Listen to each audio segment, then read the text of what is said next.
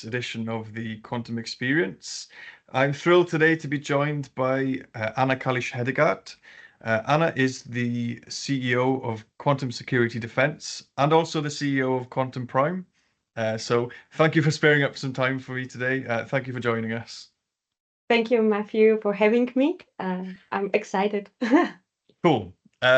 So just to give everyone a bit of a peek behind the curtain here, what happened about 2 minutes ago, what I usually do just before the call is I usually discuss the person's job title, so I make sure I get it right on the call. But I mentioned that I didn't really know where to start when I was looking through your LinkedIn. It seems like you do a little bit of everything, and you're obviously the busiest person in the world at the moment. Does that look like this? It definitely does. So yeah. So let's go into it then. So maybe we usually start with, could you maybe just tell us a little bit more about you, your background? That would be a good place to start. Yeah, well, I'm from Poland originally. I was studying there electronics and telecommunication. And then, as a lot of other students in Europe, I went on exchange program abroad. I went to Denmark.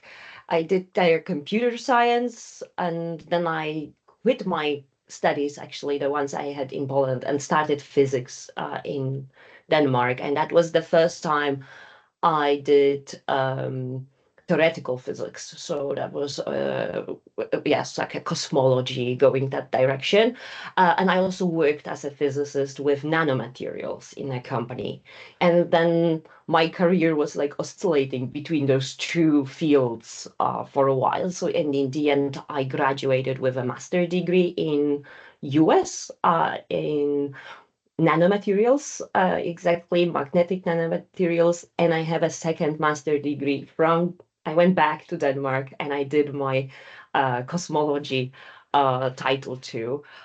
And then I guess I was equally undecided afterwards what to work on. So I worked as a patent engineer. I tried to do research in climate studies on the modeling of air pollution. Yes, and now for 2 years I've been doing entrepreneurship full time, and I couldn't be happier. I have to say, that's like, I don't have any more those swings of doing different things. This is exactly what I want to do. I love it. Oh, great. That's quite the mixed bag there, I have to say. Yes. That's great. Okay, so maybe could you give us a bit of background on what you're currently doing? So you mentioned that you moved into entrepreneurship 2 years ago. Tell us what you're doing and yeah, how's it going? It depends. Like, so I have a startup, QuantumPrime. That's a deep tech startup. So I have a small team here in Bremen, where I'm actually living, as I live in Germany, and a lot of supporters, local supporters. There is so Bremen is a space city for those that don't know, and we have quite a lot of industry on that side, and then we also have research in that direction here, and we, as QuantumPrime, we are trying to embed ourselves in that. So we worked on entanglement source for application into a space, and then 6G connectivity, mostly because of the capabilities of Bremen, and also our personal interest, because, well, space is cool. You can see it on my posters. Definitely is. And since I've been doing that work, I've been traveling a lot and meeting a lot of people. So by personality, I never thought I should be doing things alone and have it all figured out. And as I think maybe pointed out a little bit, I am a bit of an adventure-driven person, so I like exploring things. And so going out there in the world and learning how to do that entrepreneurship was my main thing. I was going, asking questions, pitching my ideas, getting feedback, and so on. And through that, I met people in Poland, actually, on a conference for quantum for defense. And that's from amazing interaction, from an amazing event that some of them organized there, some of them were participants there. We started thinking about what QSEC dev or quantum security defense could be or should be.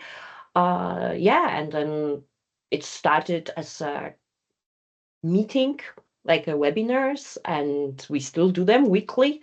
And then it's evolving community, and nowadays it's a business where we advise other businesses and we support business development in this domain in a whole spectrum. So we started with only cybersecurity, quantum cybersecurity, so to say, but now we because of capabilities of the network we've built, we are able to network people from quantum computing to quantum blockchains, so it's very broad.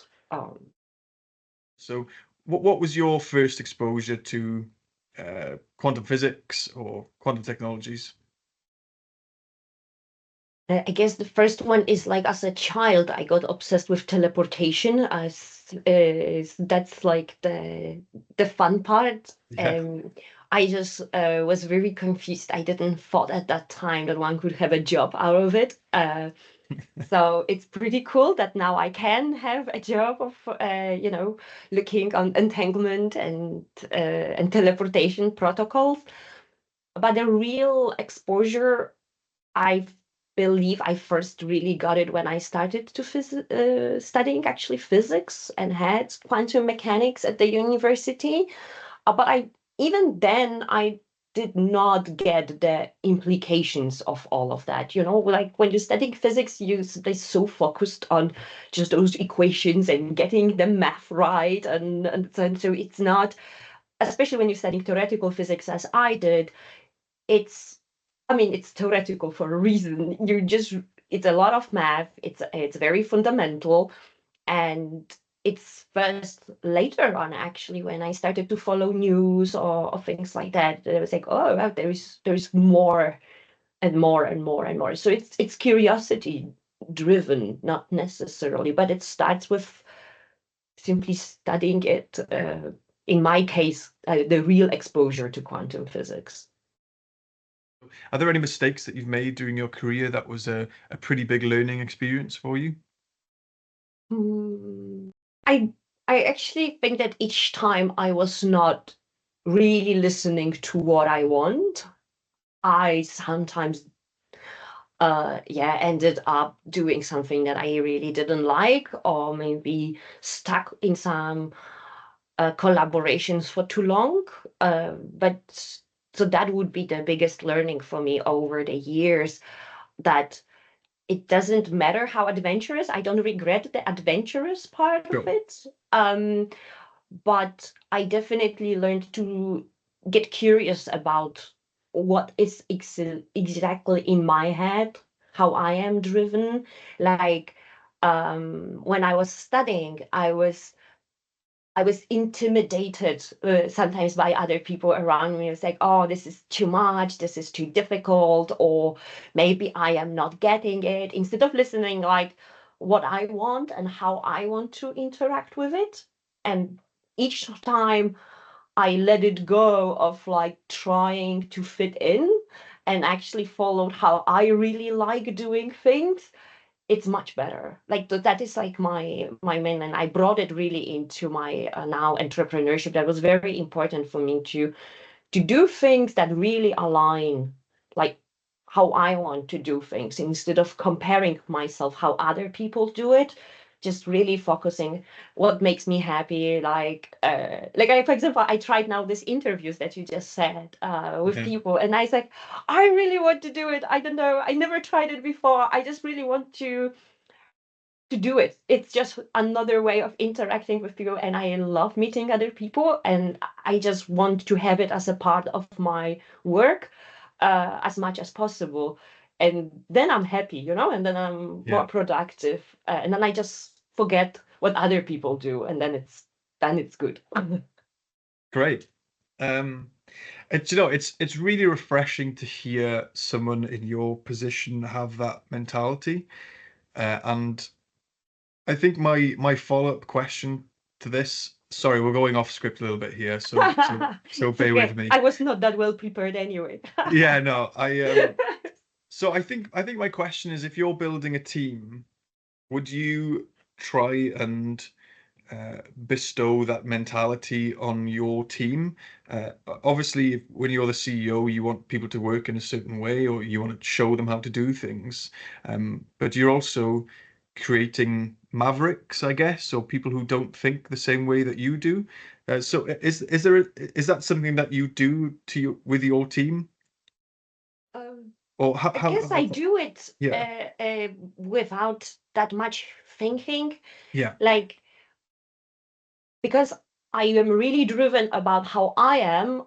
I try to, when I meet people, really understand what drives them. Like so, for my like QuantumPrime, the two guys that are driving it with me and searching for funding and so on, we are very different. yeah, Uh, and for me, it's most important to understand what they really enjoy. Like they would not like being here sitting and promoting our business. yeah, Um, one of them really likes researching things and reading up and so on, and the other one really loves building stuff. And I try to take that into account that even if we are a small team, to listen to that and then uh, don't be upset, so to say, if they are not like they really don't want to do something else. And I'm like, yeah, I get it. I also have that. Like if there's something I don't enjoy doing, then it's a chore. yeah, And then the same is with QSEC Dev. So we talk all the time, like Steve Vale, that I'm driving it a lot now. We are the main people at the moment driving the business. We have advisors, and of course the co-founders were there and so on.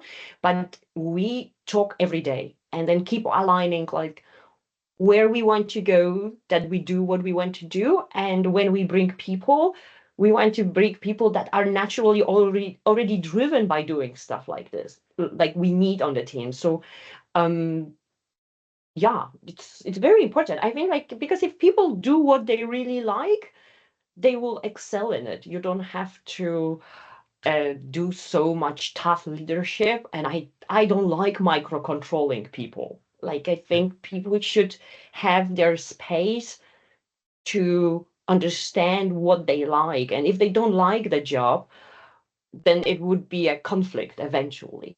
They will be unhappy, I will be unhappy, and it's like an emotional a drain. yeah. It just doesn't work. So it's very important for me to meet people where they are, and then and hopefully they will meet me where I am. So I also try to be very open. So when I am like flat, and I sometimes also have no more energy, I just say like, guys, I am not talking to you not because I don't want to. It's just like I can't. I just need a little break, and so on. And then they say the same back. So like it takes this communication of saying I can't. And then they are also honest, like I couldn't even look at this task for the week. But look what I did in my lab, like, and then to avoid that task, I did all of this. And I was like, yeah, exactly. That's why I work with these people, because they can tell me that they did nothing on one thing, and they tell me why.